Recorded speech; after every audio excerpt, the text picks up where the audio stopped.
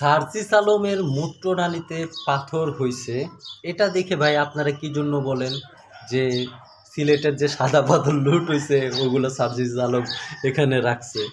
কি জন্য ভাই এগুলা বলেন? সে একটা জুলাই যোদ্ধা না? আবার অনেকে বলে যে সার্জিস আলমের যে পাথর হইছে এটা দিয়ে একটা জুলাই স্তম্ভ করা হোক।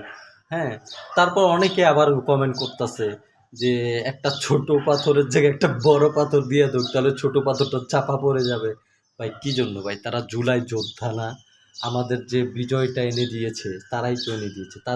তাদেরকে আপনারা এইভাবে কথাবার্তা কি জন্য বলেন ভাই, বলেন তো? তারা আমাদের দেশের সম্পদ।